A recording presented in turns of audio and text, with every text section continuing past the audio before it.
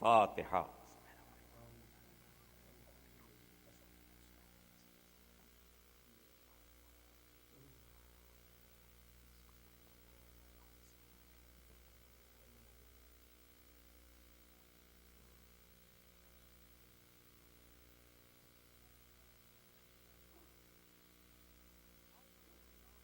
ایک سورہ فاتحہ ہمارے نیاز بھائی اور سرفراز بھائی کے والد ڈپٹی نصیر صاحب اور ان کی اہلیہ۔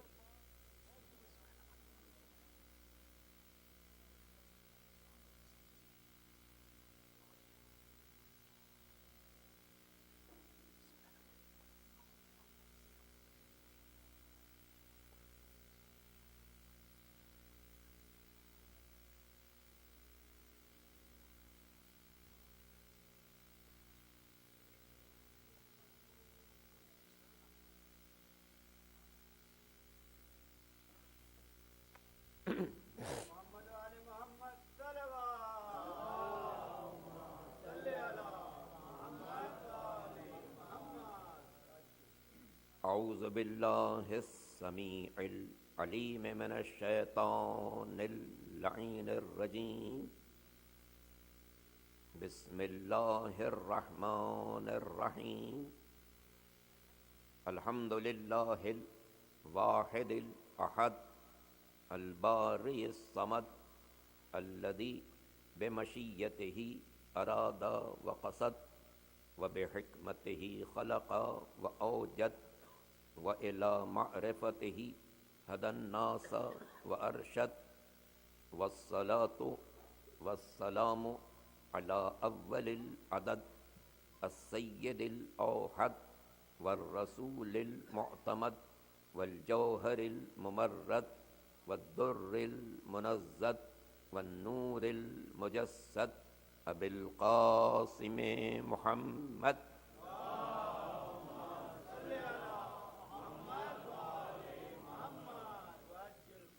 وآلہ الطیبین الطاہرین المعصومین المظلومین الغر المیامین الذین اذهب اللہ عنہم الرجس وطہرہم تطہیرا۔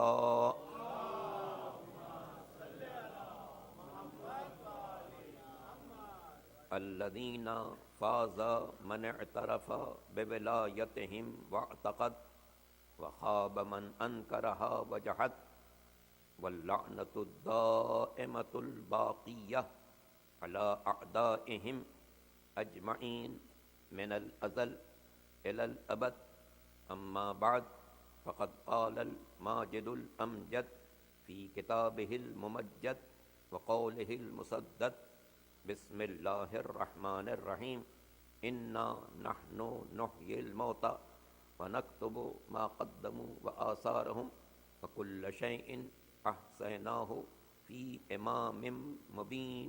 صلوات پر محمد۔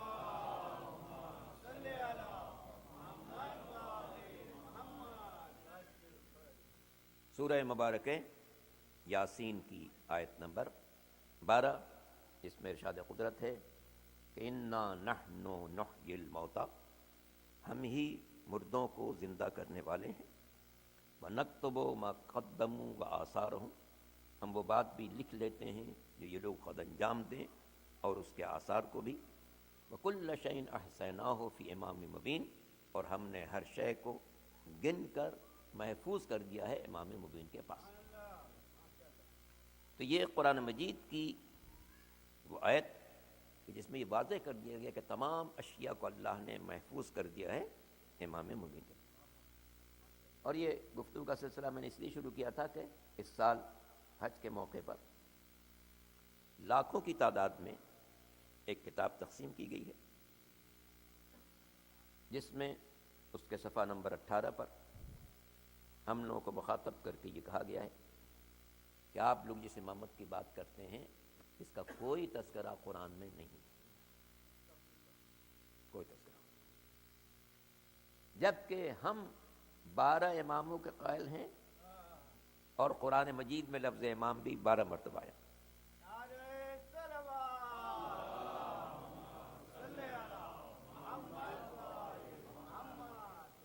تو اسی طرح میں نے عرض کیا تھا کہ وہ جو بمبئی میں جن صاحب نے اپنا کاروبار چلا رکھا ہے، جی ہاں، ان سے کسی نے پوچھا، ان کا قرآن میں لفظ شیعہ ہے ہی نہیں، جبکہ قرآن میں شیعہ ہی ہے، کسی اور فرقے کا تذکرہ ہی نہیں۔ نہ کوئی بریلوی ہے وہاں، نہ کوئی حنفی ہے، نہ کوئی شافعی ہے، نہ کوئی مالکی ہے، نہ قادری ہے، نہ چشتی ہے، نہ حنبلی ہے، کچھ بھی نہیں ہے تو شیعہ ہے۔ شیعہ نبی بھی شیعہ ہے، نبی کا سچا چاہنے والا بھی شیعہ ہے۔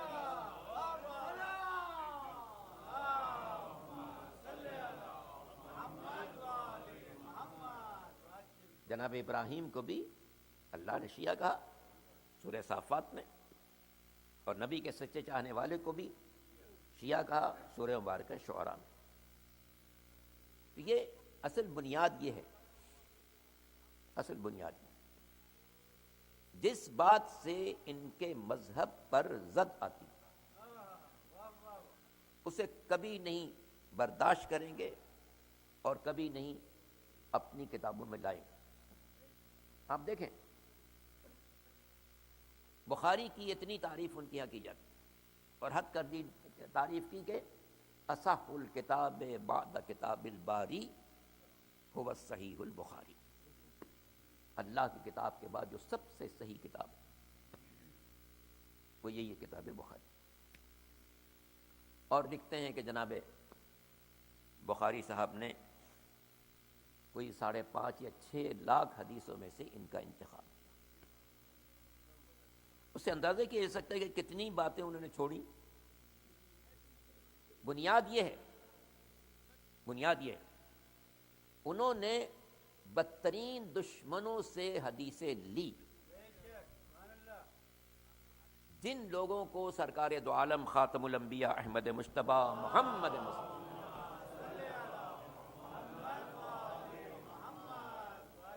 نے قطعی طور پر دین سے خارج قرار دیا، قطعی طور پر، یہ بات اہل سنت کی کتاب میں موجود ہے، جن لوگوں کو قطعی طور پر دین سے خارج قرار دیا ان سے حدیثیں لیں، جیسے عمران ابن حطان مشہور خارجی، اسی طرح 4-5 اور مشہور خارجی جن کے خارجی ہونے میں کوئی شک نہیں، اور خوارج کے بارے میں حضور اکرم نے واضح کر دیا یہ قطعی طور پر یہ دین سے خارج ہے۔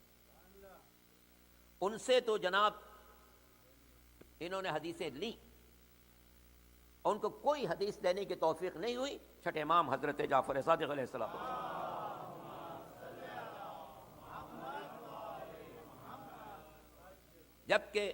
جب چھٹے امام کے دور میں بنی امیہ کا زوال ہوا اور لوگوں نے محسوس کیا کہ اب اس وقت کچھ عرصے تک ہم امام کی خدمت میں آزادی سے حاصل ہو سکتے، تو ہر مکتب فکر کے علماء، فقہاء، محدثین، مفسرین، فقہ کے چاہنے والے، تفسیر کے خواہش مند، علم کلام کے خواہش مند، فلکیات کو جاننے والے، سماجیات سے تعلق رکھنے والے، اقتصادیات سے تعلق رکھنے والے، کسی بھی مکتب فکر کے تھے وہ سب حاضر ہوتے تھے امام جعفر صادق علیہ السلام۔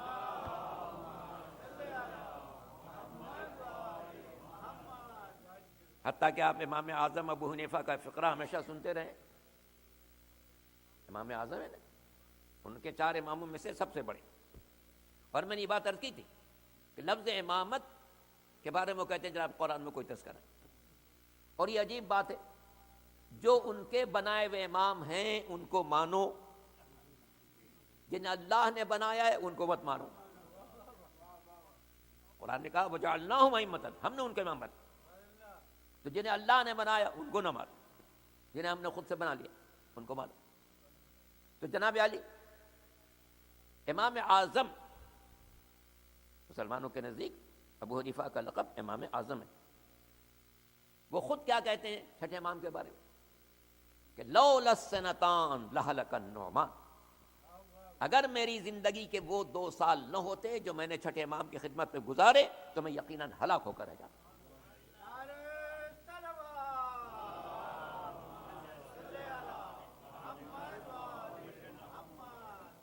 اور یہ جملہ کتنا قریب ہے اس جملے سے جو جناب فاروق اعظم نے کہا تھا اور 17 بار کہا کہ لولا علی لہلکا، اگر علی نہ ہوتے تو میں ہلاک ہو کر رہ جاتا۔ اے دنیا والو، یہ دو فقرے محفوظ کر لو۔ ایک وقت میں خلیفہ وقت نے کہا اگر علی نہ ہوتے تو میں ہلاک ہو کر رہ جاتا۔ دوسرے وقت میں فقیہ شہر نے کہا اگر اولاد علی نہ ہوتی تو میں ہلاک ہو کر رہ جاتا۔ گویا دنیا نے اعتراف کر لیا وفات پیغمبر کے بعد دو راستے چلے ہیں، ایک ہلاک ہونے والوں کا راستہ ہے، ایک ہلاکتوں سے بچانے والوں کا راستہ۔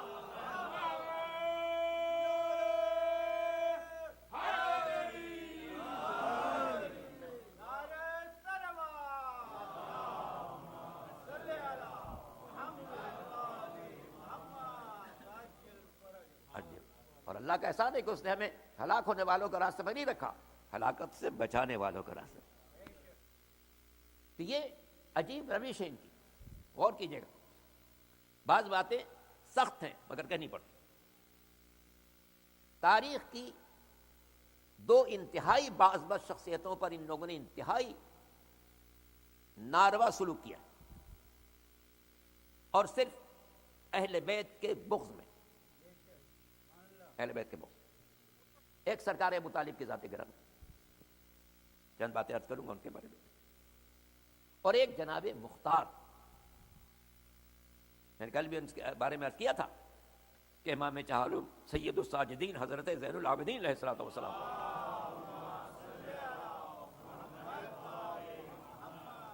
کہ یہ فقرہ جناب مختار کے روضے کی زری پر لکھا ہوا کہ رحم اللہ مختارا، اللہ کی رحمت نازل و مختار، فقد انعشا بیوتنا، اس لیے کہ انہوں نے ہمارے گھروں میں اثر نو زندگی پہنچا، زندگی پہنچا۔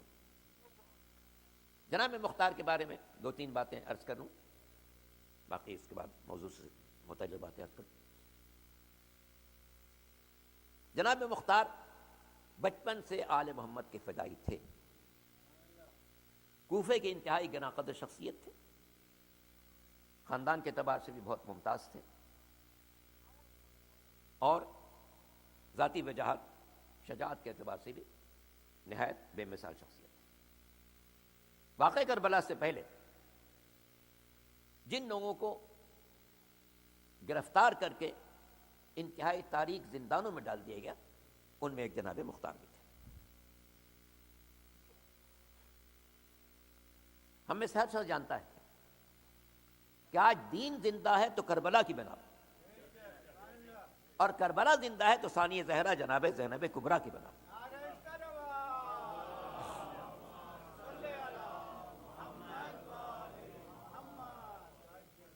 12ویں محرم کو جب جناب زینب کوفہ پہنچتی ہیں، اس وقت کا جو ان کا خطبہ ہے، میں نہیں سمجھتا کہ کسی خطیب نے اس عالم میں خطبہ دیا ہوگا جس عالم میں شہزادی نے دیا، اس عالم میں دیا ہوگا۔ غور کیجئے، ہم میں سے ظاہر ہے کہ یہاں مجالس کے سلسلہ رہتا ہے، عشر اول میں ایک مرتبہ خطیب آئے، انہوں نے خطاب کیا، ابھی آنے والی مجالس میں بھی علماء تشریف لائیں گے، خطاب کریں گے، میں بھی حاضر ہوں، آپ نے انہیں محبت فرمائی۔ یہ بات بالکل جانی پہچانی ہے کہ جب کوئی خطیب آپ کے سامنے آتا ہے تو چاہنے والوں کا مجمع ہوتا ہے، احترام کرنے والے ہوتے ہیں، محبت سے پیش آنے والے ہوتے ہیں۔ مجلس ہو، یہ محفل ہو، ہم لوگ جہاں بھی جائیں، انتہائی احترام، انتہائی محبت، انتہائی شفقت۔ مگر شہزادی نے کس عالم میں خطبہ دی؟ خود رسیوں میں جکڑی ہوئی، بیمار بھتیجا ساتھ میں، جس کے ہاتھوں میں ہتھکڑیاں، پیروں میں بیڑیاں، کمر میں لنگر، گلے میں توقع کھاتا۔ اور سوچئے،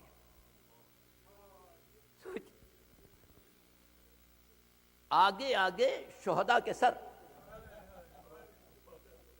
جن میں بھائیوں کا سر ہے، بھتیجوں کا، بیٹوں کا، اہل خاندان، مجمع تماشائیوں کا، ہر طرف سے محاصرہ ہے نیز و شمشیر کا، دشمنوں کے اسلحوں کا رخ شہزادی کی طرف۔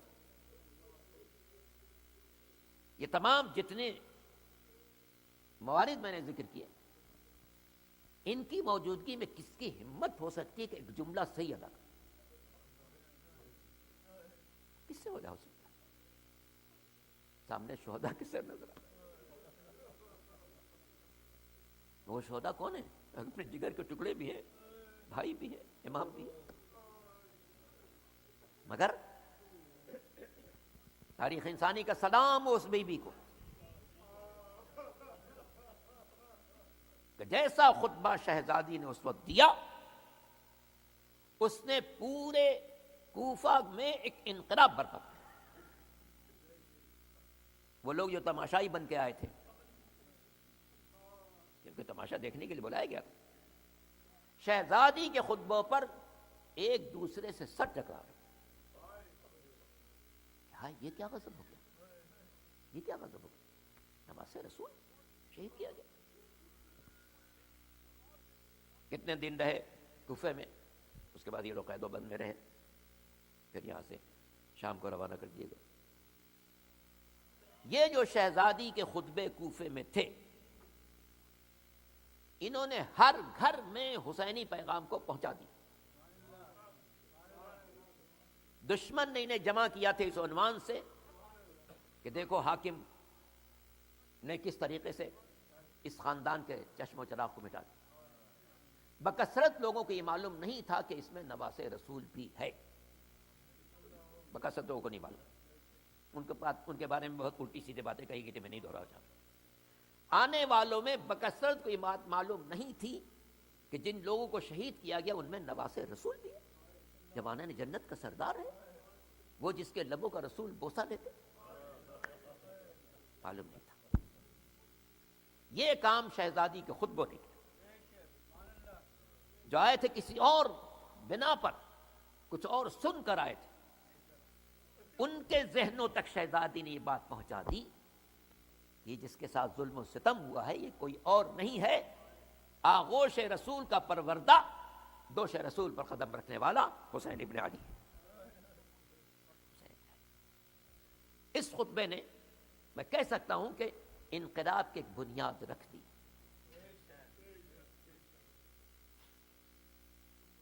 ظاہر ہے کہ جب قافلے اہل حرم کوفے سے شام روانہ کر دیا گیا، اور اس دوران جو شہزادی نے خطبہ دیا تھا، اس کا اثر ان لوگوں کے ذریعے سے گھروں تک پہنچا، تو گھر میں ایک عجیب کیفیت پیدا ہوئی، ایک عجیب کیفیت پیدا ہوئی۔ جو لوگ قید و بند میں تھے ان پر بھی کسی نہ کسی طریقے سے یہ خبر پہنچ گئی کہ شہزادی نے خطبہ دیا، اور اس طریقے سے کربلا کی داستان کو بیان۔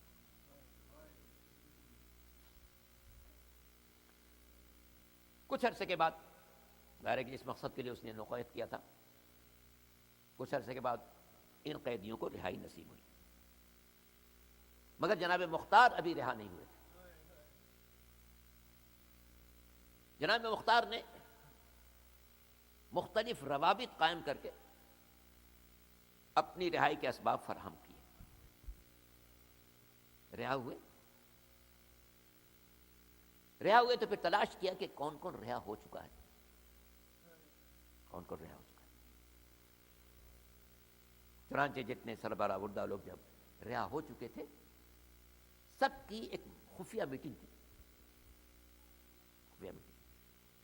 وہ سب وہ لوگ تھے کہ جو آل محمد سے محبت کی بنا پر زندانوں میں ڈال دیے تھے، ایک خفیہ میٹنگ کی اور کہا دیکھو یہ کتنا بڑا غضب ہے کہ یہاں سے تھوڑے فاصلے پر نواز رسول شہید ہو گیا، ہم لوگ قید و بند میں ہونے کی وجہ سے کچھ نہ کر سکے، اب ہم پر فرض ہے کہ ہم ان کے قاتلوں سے بھرپور بدلہ لیں۔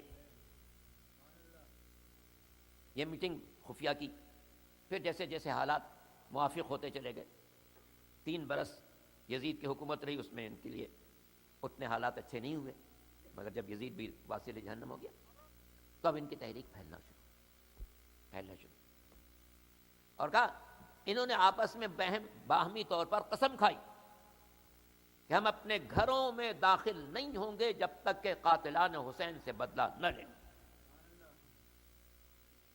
چنانچہ برسہ برس اس مہم کو مخفی طور پر چلاتے رہے، یہاں تک کہ یزید واصل جہنم ہوا، تب انہوں نے کوفے کا کنٹرول سنبھالنے کی کوشش کی۔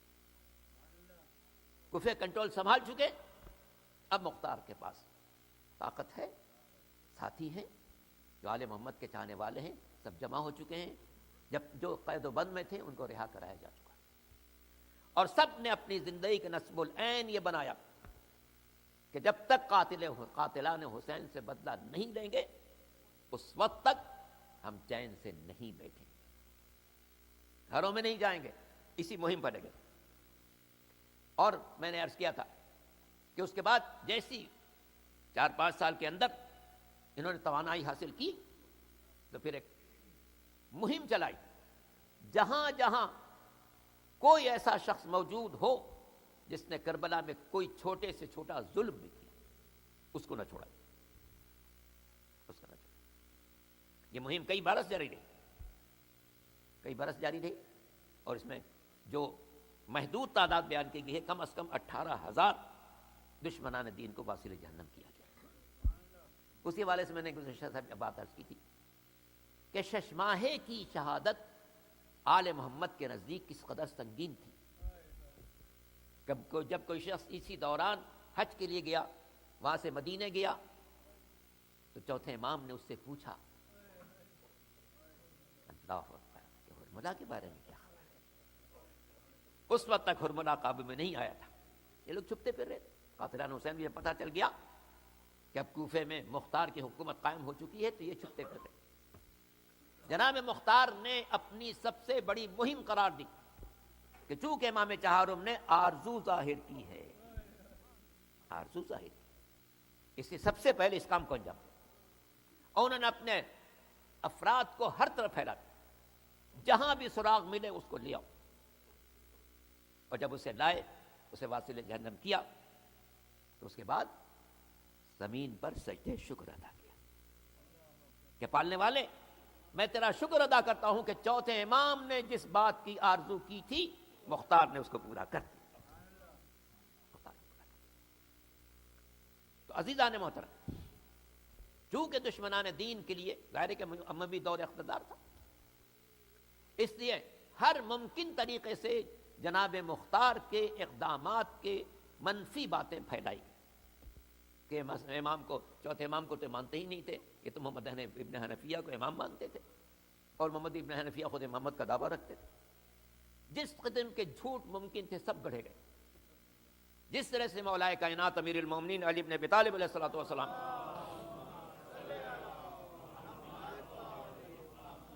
عداوت کی بنا پر سرکار ابو طالب کی شان میں گستاخی کی جاتی۔ سبط ابن جوزی برادر اہل سنت کا بہت معتبر عالم دین، بہت جید عالم دین، اس کی بہت ساری کتابیں ہیں، اس کی زندگی بہت عظیم ہے اہل سنت کی۔ اس سے کسی نے پوچھا کہ جناب ابو طالب تو پیغمبر کے بچپن سے لے کے آخر وقت تک ان کے حامی و ناصر رہے، اعلان رسالت سے پہلے بھی پیغمبر کے حامی و ناصر وہی تھے، اعلان رسالت کے بعد بھی پیغمبر کے حامی و ناصر وہی۔ اب ان کی طرف جو یہ بات منسوب کی جاتی، یہ کس وجہ؟ ان کو جو کہتے کہ ایمان نہیں لائے، یہ کس کی وجہ کیا ہے؟ جبکہ وہ تو نہ صرف مومن ہیں، کل ایمان کے والد ہیں۔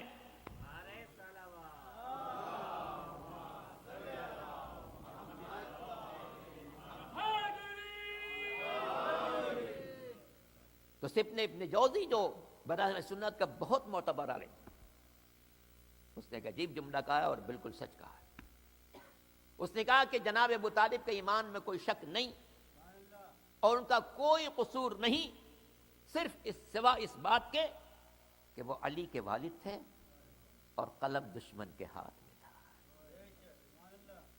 وہ علی کے والد تھے، قلم دشمن کے ہاتھ میں۔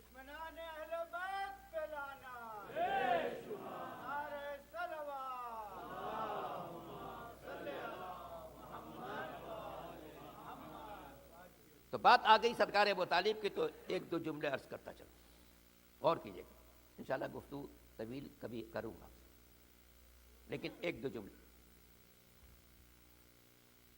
جناب ابو طالب، اللہ کے لاکھوں درود ہو ان پر، ان کی اولاد طاہرین.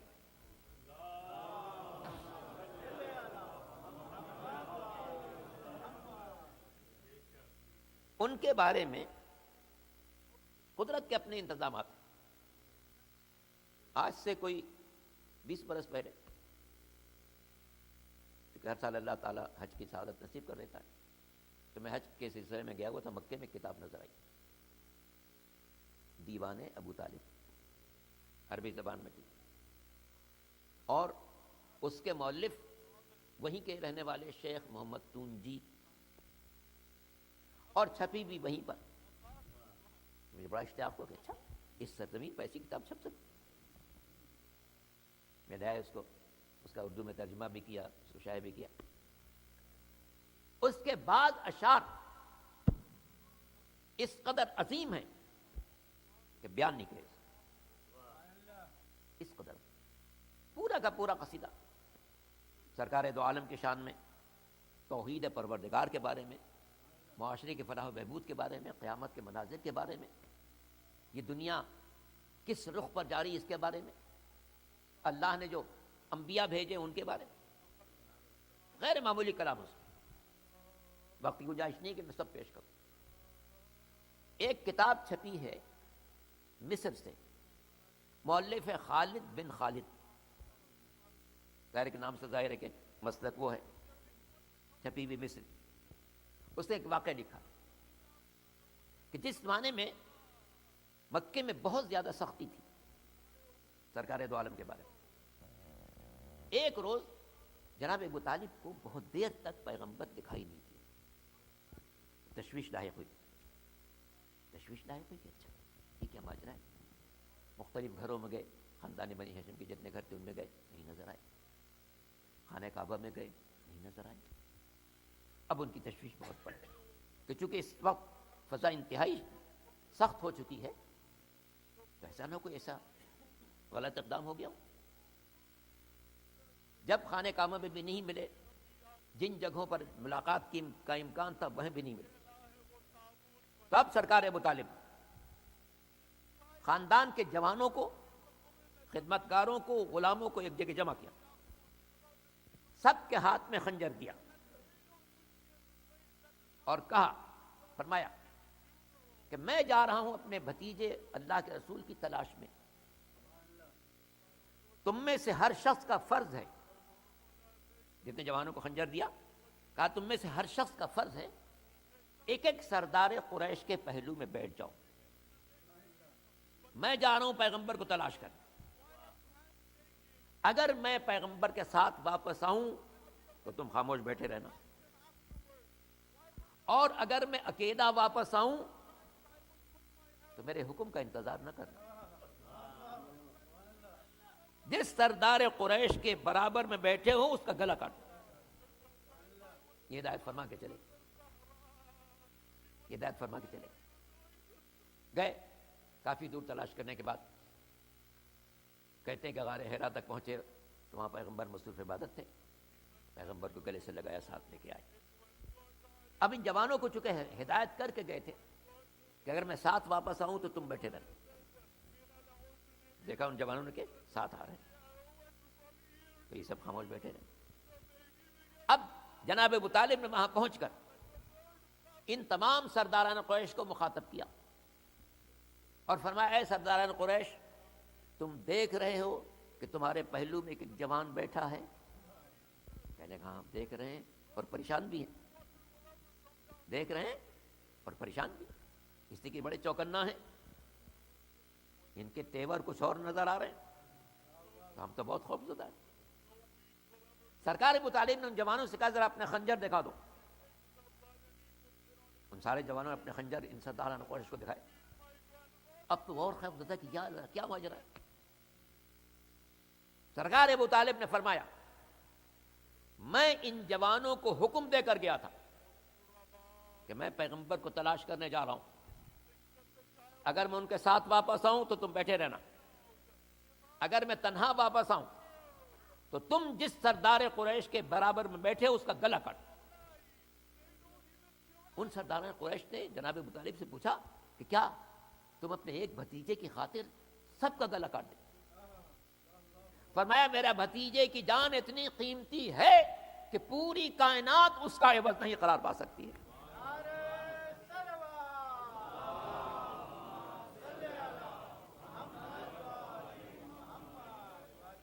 اس موقع پہ آپ نے کچھ اشعار بھی پڑھے، اس کا ایک شعر یہ ہے، الا ان دین محمد من خیر ادیان البریت دینا، یاد رکھو، آگاہ رہو، الا آگاہ رہو، ان دین محمد، وہ دین جو میرے بھتیجے محمد نے پیش کیا ہے، من خیر ادیان البریت دینا، کائنات کے سارے ادیان سے بہتر وہی دین ہے جسے میرے بھتیجے محمد مصطفیٰ نے پیش کیا۔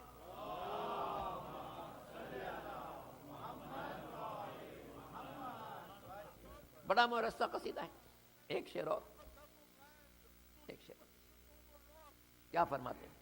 اللہ اکبر۔ اس سے اندازہ کیا جا سکتا ہے جناب ابو طالب کی علمی حیثیت کا، بصیرت کا، ایمان کی طاقت۔ فرماتے ہیں الم تعلموا انا وجدنا محمدا نبیا کموسیٰ صح ذلک فی الکتب، کیا تم لوگ نہیں جانتے میں نے اپنے اس بھتیجے کو نبی پایا ہے؟ کیسا نبی؟ جیسے موسیٰ نبی تھے۔ یہ بات ساری آسمانی کتابوں سے صحیح طور پر ثابت ہے۔ شعر ایک ہے، تین مقاصد کی نشاندہی کر رہا، ایک تو سرکار دو عالم کی نبوت کا اعلان، الم تعلموا انا وجدنا محمدا نبیا، کیا تم نہیں جانتے کہ میں نے محمد کو نبی پایا ہے؟ تو اللہ کے رسول کو نبی کہیں یا رسول کہیں، بات ایک ہی ہے۔ تو کیا تم نہیں جانتے کہ میں نے ان کو نبی پایا ہے، محمد کو نبی پایا ہے؟ اس سے بڑھ کے کیا سنی بات ہو سکتی ہے؟ کیا تم نہیں جانتے کہ میں نے محمد کو نبی پایا ہے؟ کیسا نبی؟ کموسیٰ، یہ ویسے نبی ہیں جیسے موسیٰ نبی تھے۔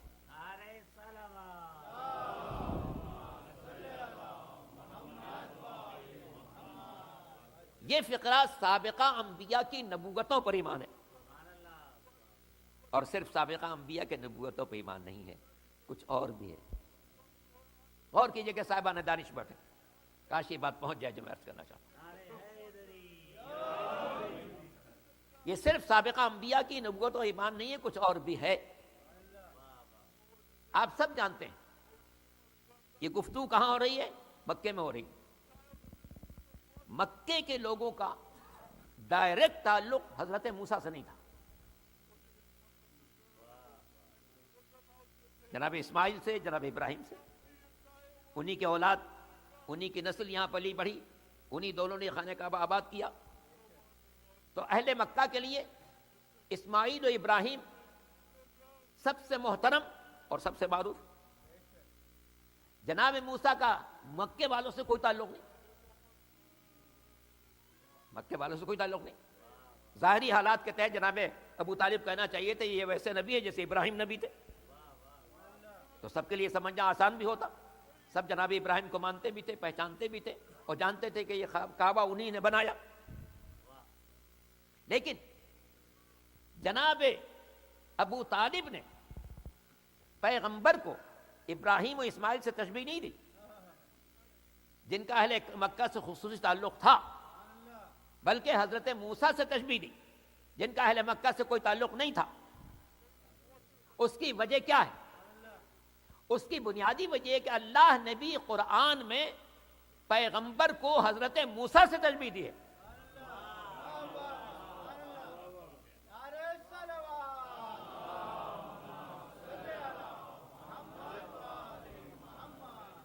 انتیسویں پارے میں ارشاد قدرت ہے انا ارسلنا الیکم رسولا شاہدا علیکم کما ارسلنا الی فرعون رسولا۔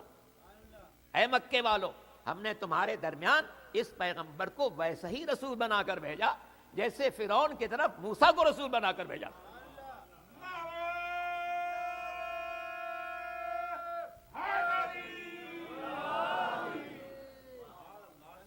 اور خود سرکار دو عالم نے تمام پیغمبروں میں اپنی ذات کو کس سے تشبیہ دی؟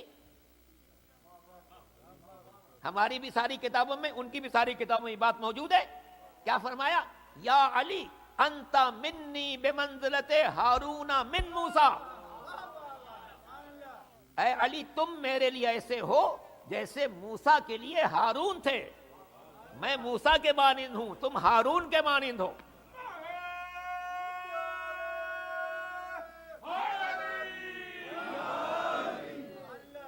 تو قرآن نے بھی پیغمبر کو حضرت موسیٰ سے تشبیہ دی، خود پیغمبر نے بھی اپنی ذات کو حضرت موسیٰ سے تشبیہ دی.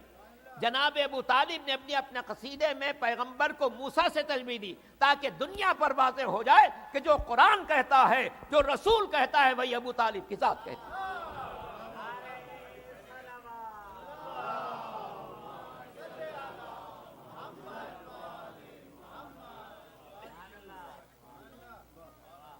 اور جناب ابو طالب تو سرکار دو عالم کو اس وقت بھی نبی مانتے تھے جب حضور نے اپنی نبوت کا اعلان نہیں کیا تھا.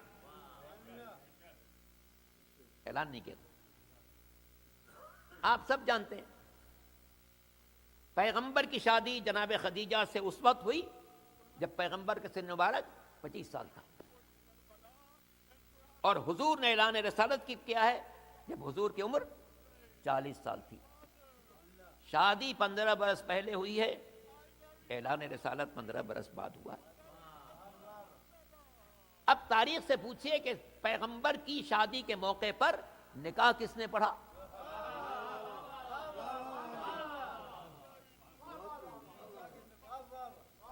دنیا کے ہر ملک کا جائزہ لے کے دیکھ لی، مشرق سے لے کے مغرب تک 200 ممالک ہیں، جائزہ لے لیجئے، ایک بات بالکل مشترک نظر آئے گی. جب بھی کسی شخص کی شادی ہو، نکاح پڑھنے کے لیے اسے بلائیں گے جو دولہا کا ہم مذہب بھی ہو، وقت کا عالم بھی ہو.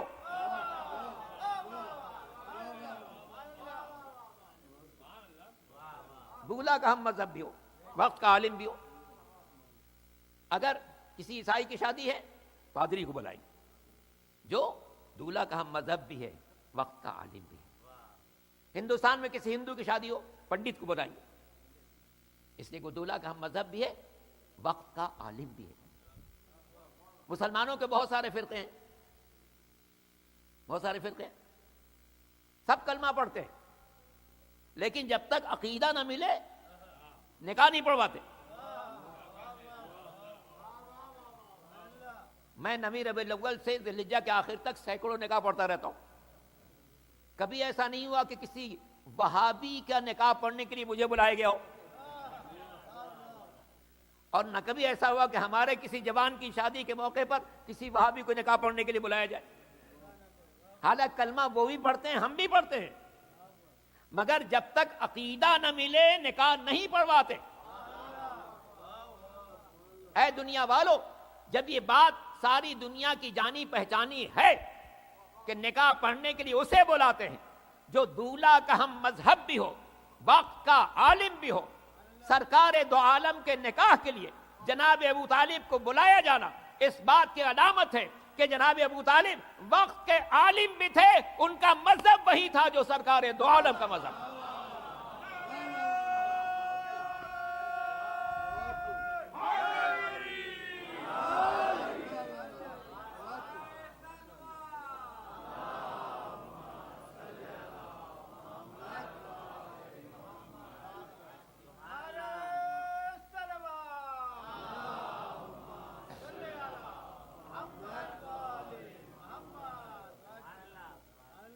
جو سرکار دو عالم کا مذہب ہے وہی سرکار ابو طالب. اور غور کیجئے، جو خطبہ سرکار ابو طالب میں پڑھا، تقریباً تمام اہل سنت نے بھی اس کو لکھا کہ جب حضور کا خطبہ نکاح پڑھا تو کیا فرمایا؟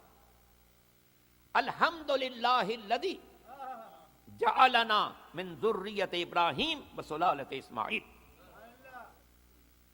شروع اللہ کے نام سے بسم اللہ سے آغاز کیا، پھر فرمایا کہ تمام تعریفوں سے اللہ کے لیے ہیں جس نے ہمیں نسل ابراہیم سے قرار دیا، خاندان اسماعیل سے قرار دیا. اس کے بعد جناب خدیجہ کے خاندان کا بھی تذکرہ، جناب خدیجہ کا بھی تذکرہ، چونکہ ظاہر ہے کہ وہ عالم عرب کی سب سے ممتاز خاتون تھی، اپنے خاندان کے اعتبار سے بھی، مالی حیثیت کے اعتبار سے، جن کے 80,000 اونٹوں پر سامان تجارت دنیا کے علاقوں میں جاتا، اتنی مالدار خاتون. اب اس کا اس میں اشارہ ہے، غور کیجیے گا. جناب ابو طالب نے جناب خدیجہ کا ذکر کیا،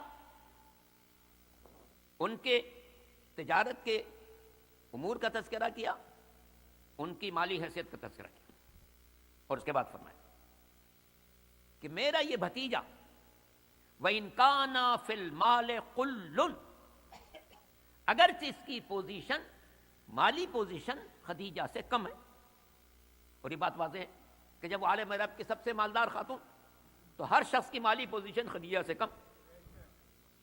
تو جناب ابو طالب فرماتے ہیں کہ میرے اس بھتیجے کی مالی پوزیشن اگرچہ خدیجہ سے کم ہے، الا ان لہ نبأ عظیم، مگر اس کی ایک عظیم خبر ہے جو آنے والی ہے.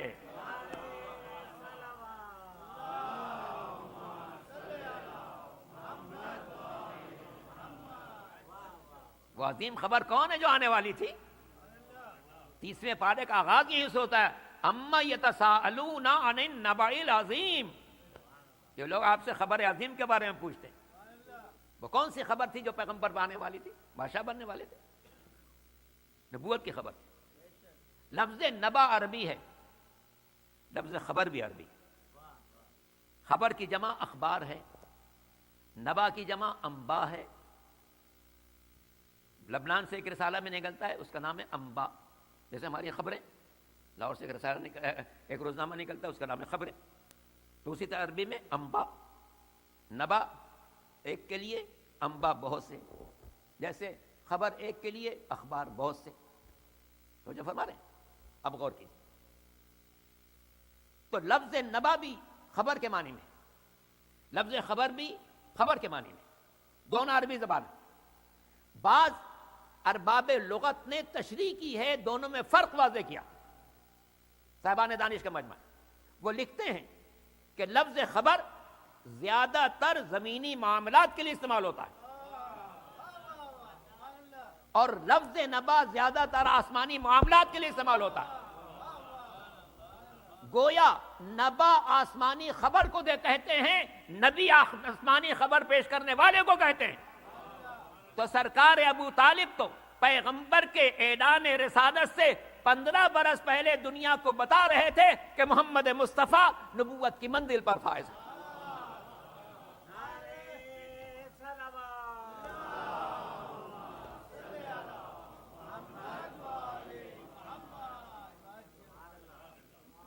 اور یہ خاندان نسلاً بعد نسل، کوئی دور نہیں ہے جس میں اس خاندان کے بزرگان ایمان کے اعلیٰ ترین منزل پر فائز نہ ہو.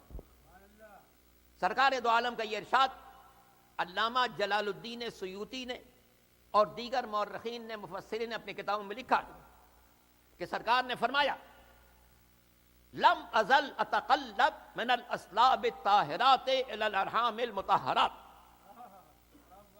ہمارا نور جہاں سے گزرا، حضرت آدم سے نگاہ کر جہاں سے گزرا سب پاک و پاکیزہ تھے.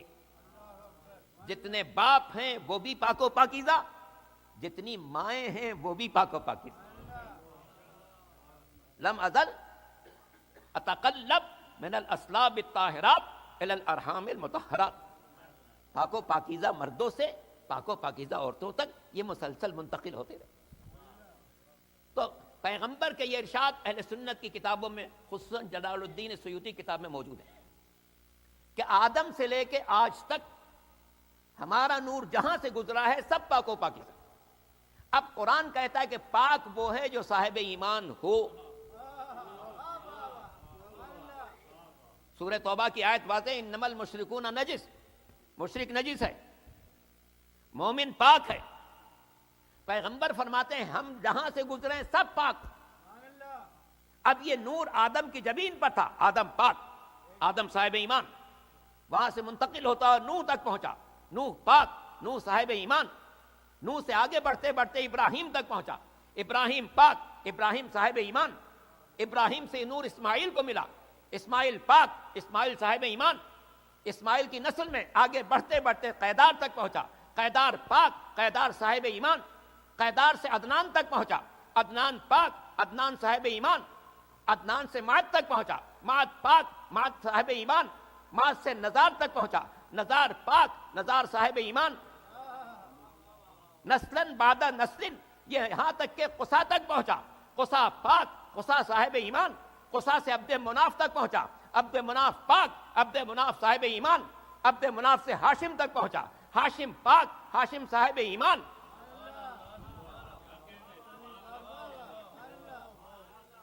ہاشم سے نور عبد المطلب کو ملا، عبد المطلب پاک، عبد المطلب صاحب ایمان۔ سرکار فرماتے ہیں عبد المطلب تک یہ نور ساتھ ساتھ چلا، عبد المطلب کے بعد یہی نور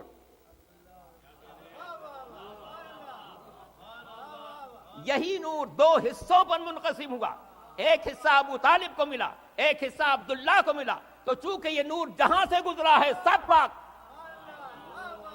تو یہی نور عبداللہ کو ملا، عبداللہ پاک بھی ہے، صاحب ایمان بھی ہے، اسی نور کا دوسرا حصہ ابو طالب کو ملا، ابو طالب پاک بھی ہے، صاحب ایمان بھی ہے۔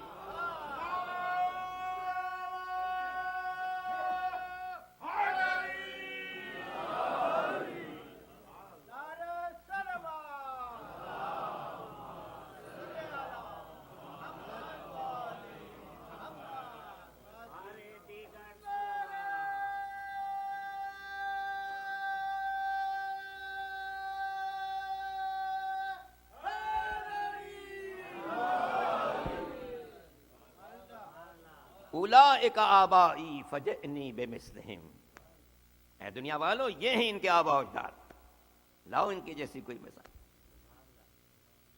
پھر اگر جناب ابراہیم کی دعا پر غور کر لیا ہو، میں اپنے موضوع سے قریب آ رہا ہوں، ابراہیم کی دعا پر غور کر لیا ہو۔ جناب ابراہیم پہلی وہ ذات ہیں جسے اللہ نے امام بنایا تمام بنی نوع انسان کو، عہد امامت کا اعلان ان سے ہوا۔ جناب ابراہیم نے جب خانہ کعبہ کی تعمیر کر رہے تھے تو جو بہت ساری دعائیں مانگی، ان میں ایک دعا یہ تھی، ربنا وجعلنا مسلمین لک ومن ذریتنا امتا مسلمتا لک، پالنے والے ہمیں بھی اپنا مسلمان قرار دے اور ہماری نسل میں بھی ایک خاندان کو مسلمان رکھنا، میری نسل میں ایک خاندان کو مسلمان رکھنا۔ اب عالم اسلام متفق ہے، نبی خدا اور وہ بھی ابراہیم جیسے نبی کی دعا بارگاہ معبود سے رد نہیں ہو سکتی، اور جناب ابراہیم دعا کر رہے ہیں کہ میری نسل میں ایک خاندان کو اسلام پر رکھنا۔ تلاش کر لے دنیا، تلاش کر لے دنیا، سرکار ختمی مرتبت کے خاندان کے علاوہ کون سا ایسا خاندان ہے جو نسل ابراہیم سے بھی ہو، ایمان کے درجے پر بھی فائز ہو۔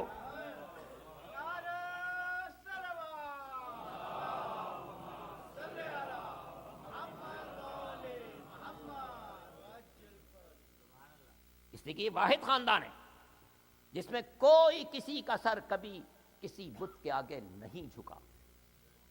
مولا کے لیے تو کہتے ہیں نا کرم اللہ وجہہ، اللہ نے کی پیشانی کو معزز رکھا، نہ صرف علی کی پیشانی کو معزز رکھا بلکہ علی کے آبا و اجداد میں حضرت آدم تک کسی کی پیشانی کبھی کسی بت کے آگے نہیں جھکی۔ جناب ابراہیم پہلی ذات جنہیں اللہ نے امامت کے منصب پر فائز کیا، کتنا جلیل القدر ہوتا ہے حضرت امام محمد باقر علیہ الصلوۃ والسلام۔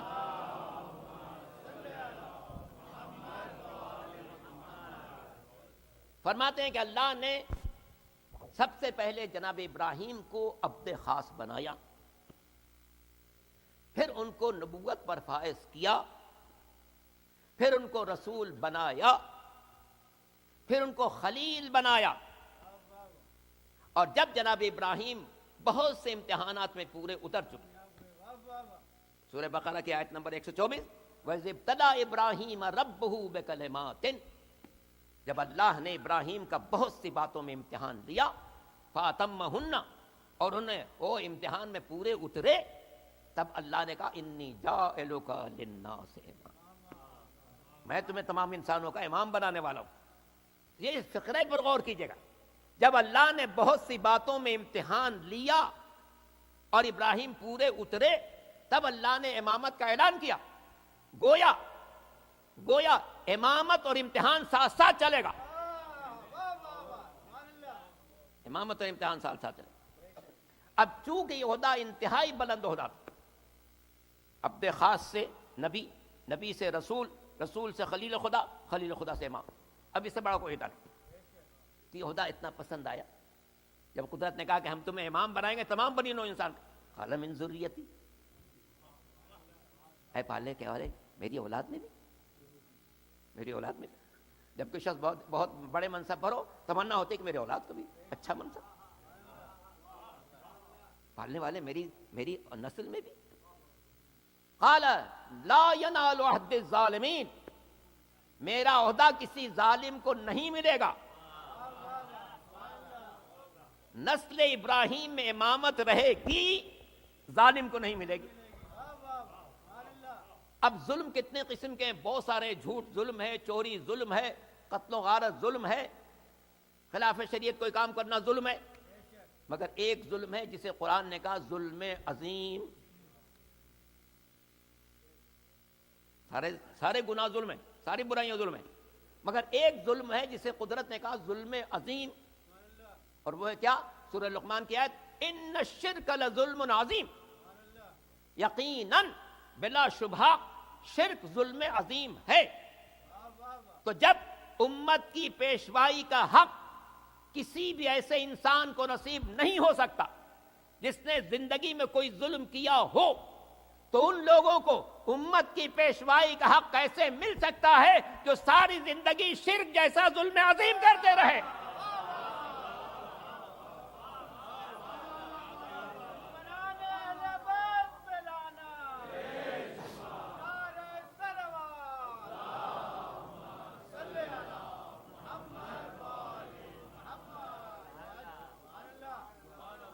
جو ساری زندگی شرک عظیم کے مرتکب ہوئے، ان کو کیسے ملے گا؟ وہ کیسے پیشوا بن جائے گا؟ وہ کیسے پیشوا بن جائے گا؟ تو قدرت نے کہا کہ لا ینال عہد الظالم، میرا عہدہ ظالم کو نہیں ملے گا. نسل ابراہیم میں رہے گا، مگر شرط ہے عصمت کی. شرط ہے عصمت.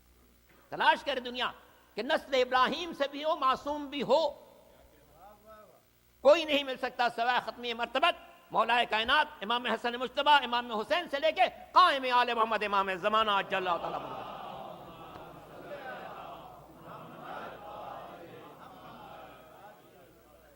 جن کے دامن عصمت پر بدترین دشمن بھی ظلم کا دھبا تلاش نہیں کر سکتا.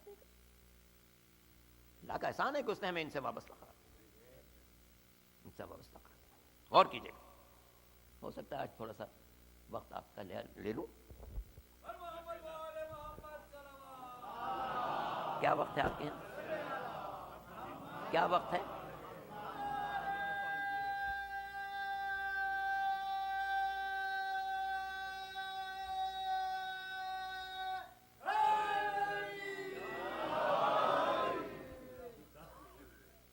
جی اچھا 10 نہیں ہوئے، چلیں ٹھیک ہے. اور کیجیے گا. جناب ابراہیم کو بہت سارے امتحانات دینے پڑے، ان میں سے ایک کی طرف اشارہ کر کے بات تمام کرنا ہے. باقی باتیں انشاءاللہ آپ سے اگلے سال. غور کیجیے، بہت سارے امتحان ہیں جناب ابراہیم. قدرت نے کہا ہم نے بہت سارے امتحان دیے، جب ان میں ہر امتحان میں پورے اترے ہم نے ان کا امام بنا. ان امتحانات میں ایک عظیم امتحان بیٹے کو اپنے ہاتھوں سے ذبح کرنا. بیٹے کو اپنے ہاتھوں. سورہ صافات میں کہ جناب ابراہیم کو یہ بات خواب میں بار بار دکھائی گئی، تو اپنے ہاتھوں سے اپنے بیٹے کو ذبح کر. انہوں نے بیٹے سے کہا یا بنی انی ارا فی المنام انی اذبحک، بیٹے میں نے خواب میں یہ منظر دیکھ رہا ہوں، دیکھا نہیں ہے، دیکھ رہا ہوں، اس کا مطلب ہے کئی بار یہ خواب دیکھا ہے کہ میں تمہیں اپنے ہاتھوں سے خود ذبح کر رہا ہوں، فانظر ماذا تری، تم بتاؤ تمہاری کیا۔ قال یا ابت افعل ما تؤمر، قال بابا جو حکم دیا جا رہا ہے انجام دیجیے، آپ مجھے انشاءاللہ صابر پائیں گے۔ وقت مقرر ہو گیا 10ویں ذی الحجہ کا، جناب ابراہیم نے جناب ہاجرہ سے کہا کہ میرے بیٹے کو نہلاؤ، بہترین کپڑا پہناؤ، خوشبو لگاؤ، ہر طریقے سے آراستہ کرو، گویا دولہا بنایا جائے۔ سب تیاری ہو گئی، جب چلنے لگے کہا کہ ذرا ایک چھری بھی دے دو۔ اب ماں کا دل پریشان، کئی روز سے دیکھ رہی کہ باپ بیٹے میں کچھ راز و نیاز کی باتیں ہو رہی ہیں، آج اتنی تیاری کے ساتھ چھری کیوں مانگ رہی؟ پوچھا کہاں کا ارادہ ہے؟ اب ظاہر ہے کہ پوچھنے والی ماں ہے، اس کے دل کو زخمی بھی نہیں کر سکتی۔ پوچھا ہے نبی خدا سے، خلاف حقیقت بھی نہیں کر سکتی۔ جناب ابراہیم کا لقب خلیل ہے، دوست، دوستی دو طرف سے ہوتی۔ یہ قاسم شاہد کا دوست ہے تو شاہد قاسم کا دوست ہے، یہ اللہ کے دوست ہیں، اللہ ان کا دوست ہے۔ جناب حاجرہ نے پوچھا کہاں کا ارادہ ہے؟ کہا کہ دوست سے ملاقات کرنے جاؤ۔ اچھا پھر چھری کیوں لے جا رہے؟ ہو سکتا ہے کوئی جانور ذبح کرنا پڑ جائے، ہو سکتا ہے کوئی جانور۔ چلے بات کو مختصر کروں گا، اس کی تفصیلات پھر کبھی انشاءاللہ۔ چلے جناب ابراہیم اسماعیل کو لے کر مینا میں جانا ہے۔ مینا میں پہنچے، شیطان صاحب تشریف لے آئے۔ اے اسماعیل کہاں جا رہے ہو؟ کہا حکم خدا کے لیے جا رہے ہو؟ کہا نہیں یہ حکم خدا نہیں ہے،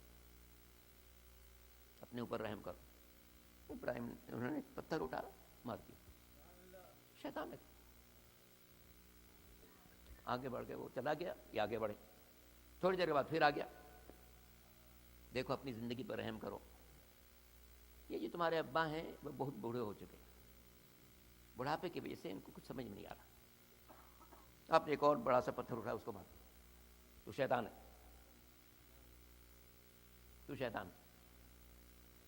پھر چلا گیا، تھوڑی دیر بعد پھر آ گیا، آنے کے بعد پھر کہا کہ دیکھو میں تمہیں نصیحت کر رہا ہوں، نصیحت کر رہا ہوں، تم مان جاؤ۔ اور بعض نے یہ کہا کہ وہ گیا جناب ہاجرہ کے پاس اور کہا ہاجرہ تمہیں خبر ہے تمہارے بیٹے کو ابراہیم لے کر کہاں جا رہے ہیں؟ کہا بھی حکم خدا کے تحت جا رہے ہیں۔ کہا نہیں، وہ بیٹے کو ذبح کرنے گئے۔ فرمایا اگر حکم خدا یہی ہے تو مجھے کیا عذر ہو سکتا ہے؟ کہا نہیں، تم ماں ہو، تم پر فرض ہے کہ گھر سے نکلو۔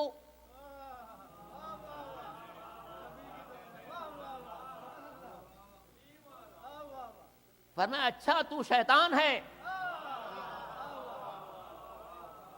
کہنے لگا آپ نے یہ کیسے کہہ دیا میں شیطان ہوں؟ فرمایا کہ جو نبی خدا کی بیوی کو گھر سے نکلنے کو کہے،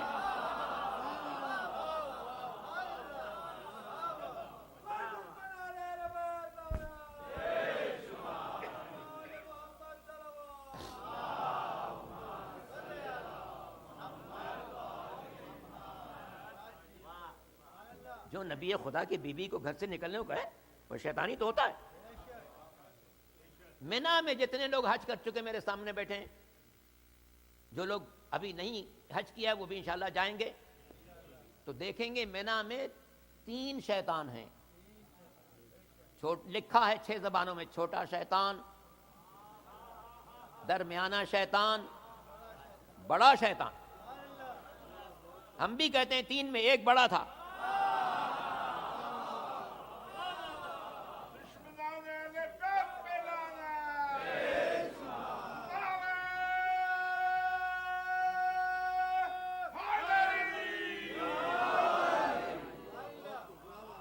اور جو بڑا ہے اس کے لیے حکم ہے 3 دن مارو، 3 دن مارو۔ اور دیکھو گے جو کنکر پھینکا وہ لگا یا نہیں. اگر نہیں لگا دوبارہ مارو. ہفتے کے 7 دنوں کے عوض 7 کنکر مارو. توجہ فرمائیے گا.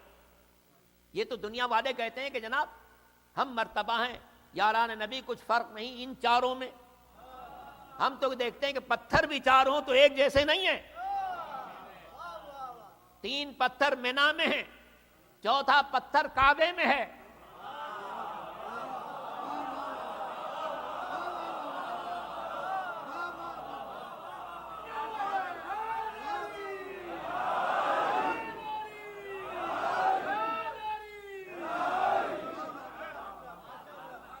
جو مینا میں ہیں ان کے لیے حکم ہے ان کو مارو، جو کعبے میں ہے اس کے حکم ہے چومو. مارنا اظہار نفرت ہے، چومنا اظہار محبت ہے.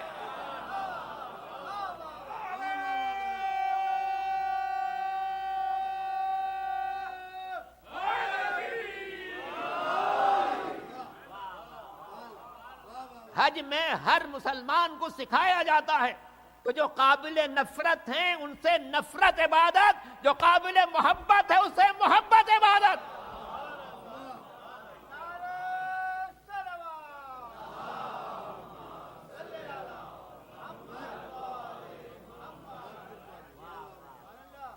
جو قابل نفرت ہے اس سے نفرت عبادت، جو قابل محبت ہے اس سے محبت عبادت. سرکار نے کیا فرمایا؟ یا علی انت بمنزلۃ الکعبہ.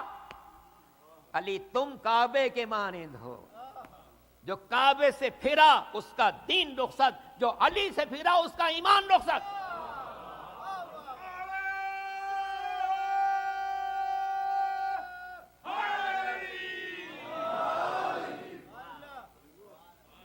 وقت زیادہ لے لیا مگر ایک حدیث آپ تک پہنچا دوں کیونکہ اس سلسلے کے آج آخری گفتگو ہے. ایک حدیث پہنچا. ایک حدیث تو وہی جو میں آپ کے سامنے پڑھ چکا، وہ بہت مشہور بھی ہے. یا علی انت منی بمنزلت ہارون من موسیٰ. یہ بہت مشہور ہے. اس سے ملتی جلتی ایک حدیث ہے، وہ آپ تک پہنچا. سرکار کیا فرماتے، اور یہ آپ دیکھ سکتے ہیں ینابیع المودت میں، مودت القربہ میں، ریاض النظر میں. یہ تینوں اہل سنت کی کتاب اور معروف. سرکار نے فرمایا یا علی انت منی بمنزلت الراس من الجسد. علی تم میرے لیے ایسے ہو جیسے جسم کے لیے سر ہوتا. سر حیات کا تسلسل بھی ہے، شناخت کا ذریعہ بھی ہے.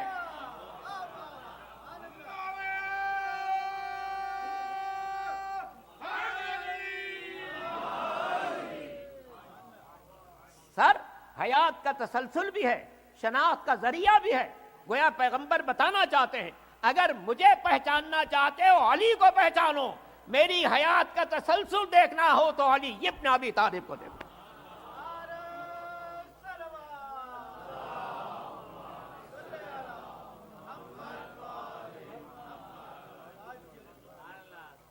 اور پھر یہ علی اور اولاد علی تھے جنہیں اپنی قربانیوں کے ذریعے دین الہی کو سر بلندی عطا.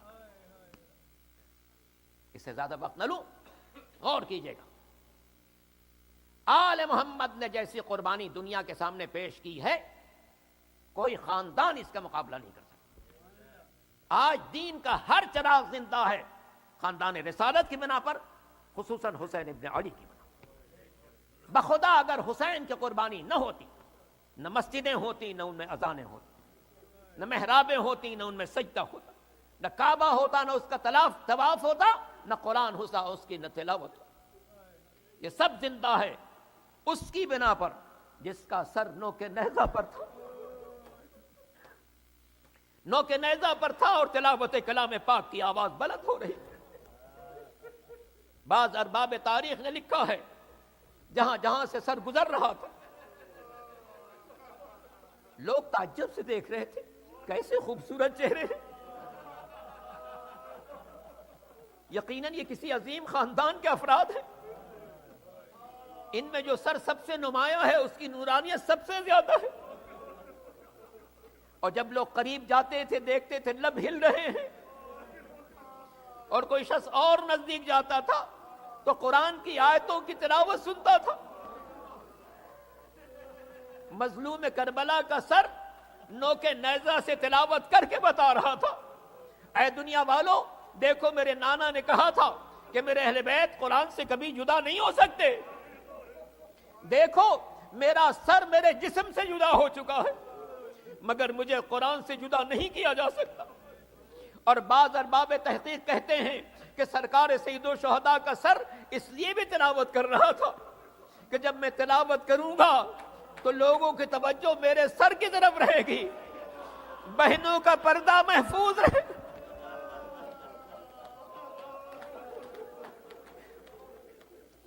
میرے سر کی طرف رہے گا۔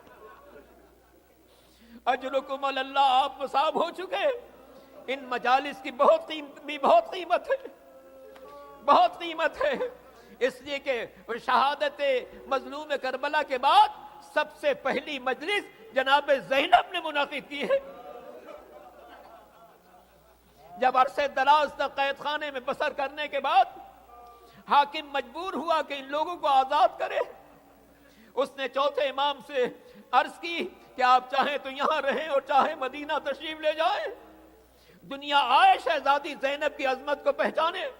چوتھے امام وقت ہیں، زمین پر اللہ کی مشیت کے نمائندے ہیں، مگر فرماتے ہیں کہ میں پہلے اپنی پھپھی زینب سے دریافت کروں۔ شہزادی کی خدمت میں حاضر ہوئے، عرض کی حاکم کی طرف سے کہا گیا ہے ہم چاہیں تو یہاں ٹھہریں اور چاہیں مدینہ جائیں۔ شہزادی نے فرمایا بیٹا ابھی ہم نے بھائی کا ماتم نہیں کیا، بھائی کا ماتم نہیں کیا، حاکم سے کہو ایک گھر خالی کرا دے جہاں زینب حسین کا ماتم کرے گی۔ چنانچہ ایک گھر خالی کرا دیا گیا جہاں 7 دن تک شہزادی نے اپنے بھائی کا ماتم کیا۔ دنیا غور کرے، کامیاب وہ نہیں ہے جس کا نام داخل دشنام ہو چکا ہے، بلکہ کامیاب وہ ہے جس کا ماتم قاتل کے گھر میں ہو رہا ہے، قاتل کے گھر میں ہو رہا ہے۔ باہر مرد تھے جو چوتھے امام کو پرسا دے رہے، اندر عورتیں تھیں جو شہزادی کو پرسا دے رہی۔ ایک خاتون جو اس مجلس میں موجود تھی وہ کہتی ہے جب مجلس ہر طرح سے بھری ہوئی تھی لوگ آ کر شہزادی کو پرسا دے رہے تھے، ایک بی بی آتی تھی پرسا دیتی تھی، تو اس وقت حاکم کی طرف سے کہلوایا گیا کہ ہم آپ کی چیزیں واپس کرنا چاہتے ہیں۔ شہزادی نے فرمایا ہمیں مال دنیا کی کوئی طلب کبھی نہیں ہو سکتی، ہاں اگر ہو سکے تو شہداء کے سر واپس کر دیے۔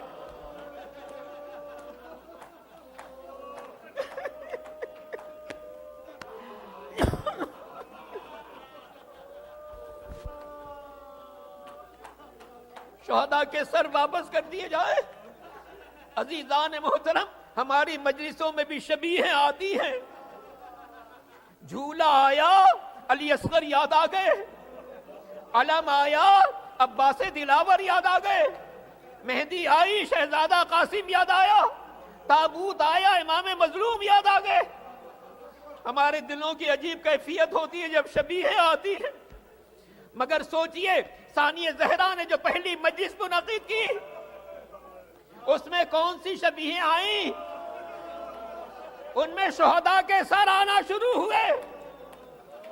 کبھی علی اکبر کا سر آیا، لیلا آگے بڑھی اپنی آغوش میں لے لیا، کبھی قاسم کا سر آیا، جناب ام فروہ آگے بڑھی اپنی آغوش میں لے لیا، کبھی عباس دلاور کا سر آیا، جناب ام کلثوم نے اپنی آغوش میں لے لیا، کبھی حسین ابن علی کا سر آیا، جناب زینب نے اپنی آغوش میں لے لیا۔ اسی طریقے سے ایک بی بی کی آغوش میں اس کے وارث کا سر نظر آ رہا تھا۔ وہ بی بی کہتی ہے میں نے مجمع پر نگاہ کی تو ہر بی بی کی آغوش میں اس کے وارث کا سر نظر آیا، مگر میں نے دیکھا ایک گوشے میں 2 شہزادوں کے سر رکھے ہیں، 2 شہزادوں کے سر رکھے ہیں۔ میں نے جناب زینب سے پوچھا اے بی بی اے بی بی کیا ان بچوں کی ماں مر چکی ہے؟ کیا ان بچوں کی ماں مر چکی ہے؟ شہزادی نے فرمایا نہیں بی بی، یہ زینب کے بیٹے اون و محمد ہیں۔ اس نے کہا شہزادی میں نے تو یہ منظر دیکھا، ہر بی بی اپنے لال کے سر کو اپنے آغوش میں رکھے ہوئی ہے، مگر ان سروں کو کسی نے اپنی آغوش میں نہیں لیا۔ فرمایا میں نے اپنے بیٹوں کو بھائی پر قربان کیا، پہلے بھائی کا ماتم کر لوں پھر اپنے بیٹوں کا ماتم کروں گی۔ ایک آواز بلند ہوئی، واہ حسین واہ مظلومہ، اے فاطمہ کے لال ہمارا صلاح۔ وَسَيَعْلَمُ الَّذِينَ ظَلَمُوا أَيَّ مُنْقَلَبٍ يَنْقَلِبُونَ۔ خدا بندہ ہماری اس مجلس عزا کو اپنی بارگاہ میں قبول فرما، ہماری کوتاہیوں سے درگزر فرما، ہمارے گناہان صغیرہ و کبیرہ کو معاف فرما، حاضرین کو ان کی جملہ حاجات میں کامیابی عطا فرما۔ ہمارے نیاز بھائی سرفراز بھائی کے والدین جناب ڈپٹی نصیر صاحب اور ان کے اہلیہ کے لیے آپ حضرات سے ایک بار پھر سورہ مبارکہ فاتحہ کی التماس ہے۔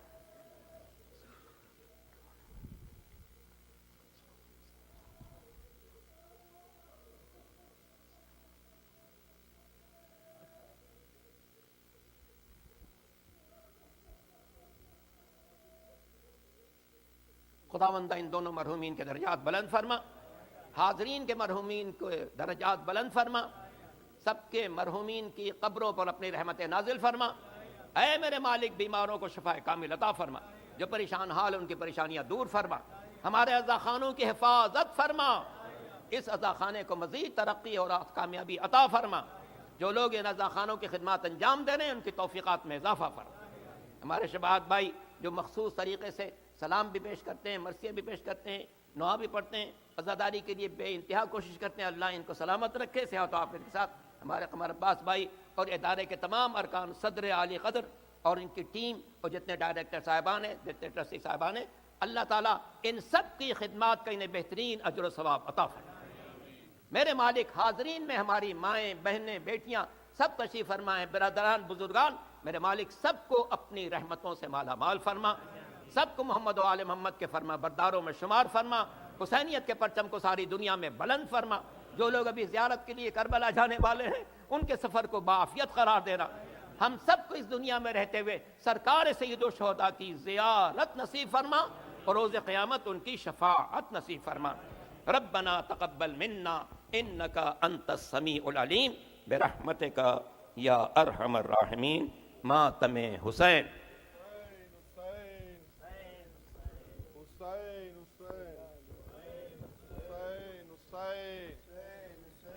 حسین حسین حسین حسین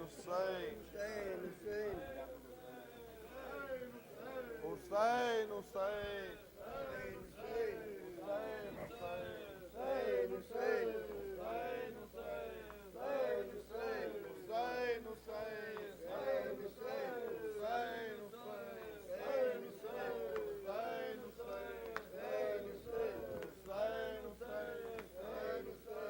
کہتی تھی اے زینب، کہتی تھی اے زینب، یوں ماں کا مان نبھانا،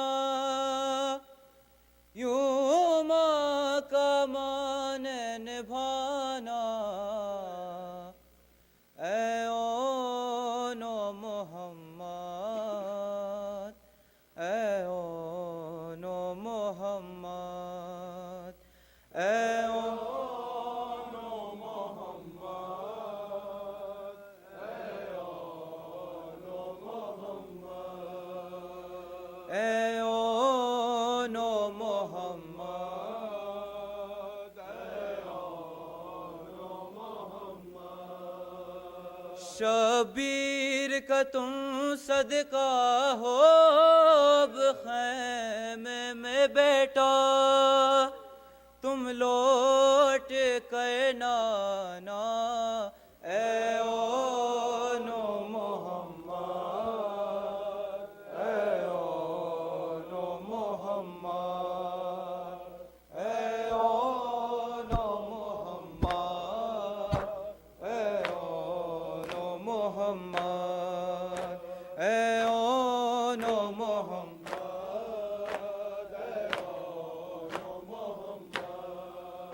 ہے ماں کو یقین تم ماں کی بات رکھو گے یہ یاد رہے خیموں میں پیاسے بچے دریا پہ اگر جانا ہو صحرو کے پیاسوں تم پیاس نہ بجھانا ہے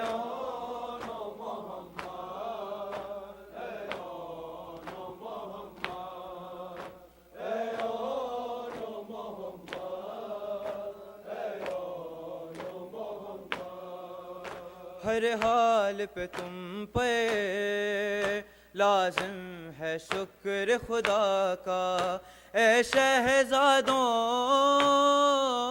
ہے صبر تمہارا ویسا فرزند ہو تم زینب کے شکوہ نہیں کرنا جب زخم کوئی کھانا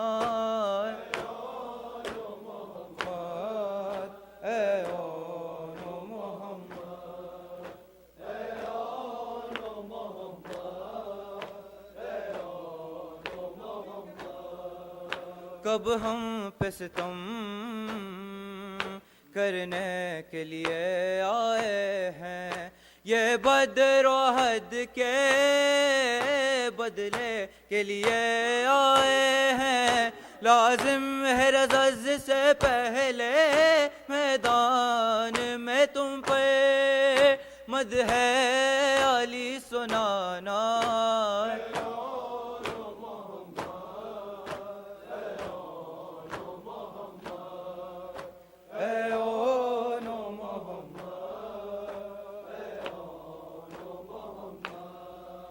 جب سانس تمہاری بچوں ہو کھڑنے والی اس وقت سرہانے آئیں گی مادر میری دل کی یہ میری خواہش ہے اس دم میری ماں سے زخموں کو تم چھپانا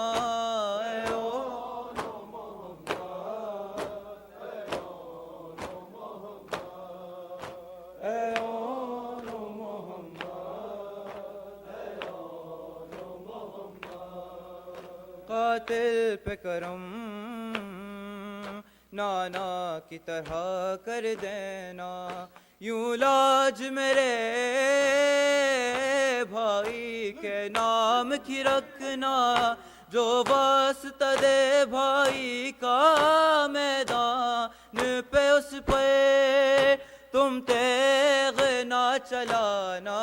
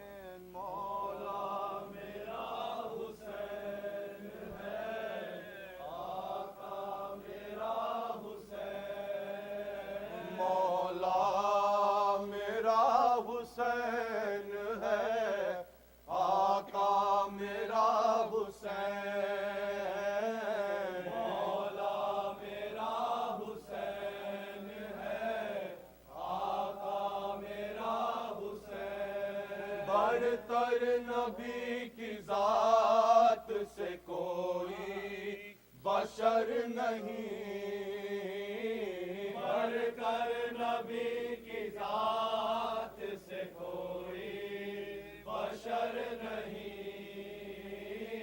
بعد از نبی علی کی ولایت پہ ہے یقین بعد از نبی علی کی ولایت پہ ہے یقین کرب و بلا کی خاک سے کہتا ہوں مسجبی کرب و بلا کی خاک سے کہتا ہوں مسجبی لیکن بلا میرا حسین ہے کعبہ میرا حسین مولا میرا حسین ہے آقا میرا حسین مولا میرا حسین ہے آقا میرا حسین ٹکرا رہا تھا دین سے شاہی کو میر شام ٹکرا رہا تھا دین سے شاہی کو میر شام اسلام دے رہا تھا صدا مدد امام اسلام دے رہا تھا صدا مدد امام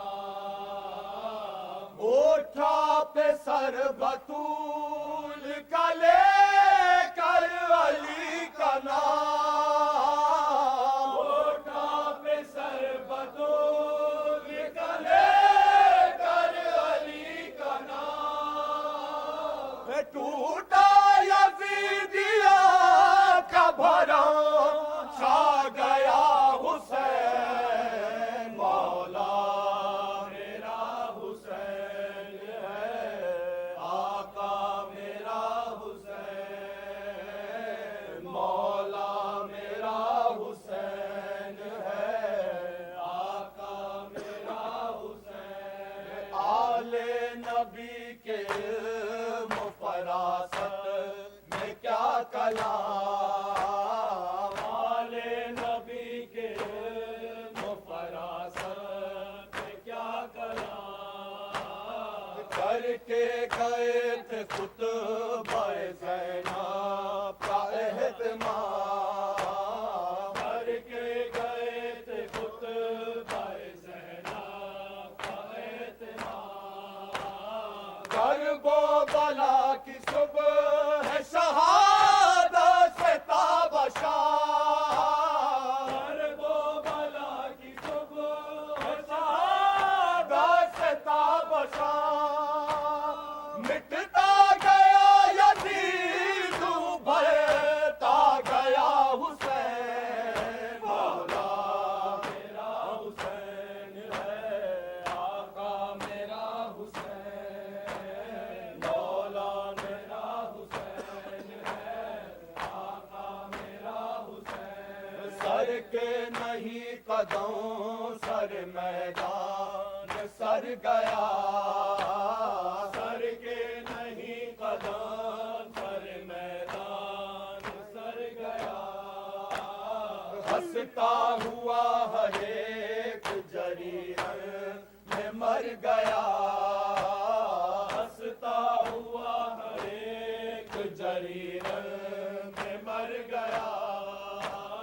بتلاؤ کون ظلم کے خنجر سے ڈر گیا بتلاؤ کون ظلم کے خنجر سے ڈر گیا اول شہید ہو رہائی سے تا حسین مولا میرا حسین ہے آقا میرا حسین مولا میرا حسین ہے آقا میرا حسین اتنا جری تھا لال علی کا خدا گواہ اتنا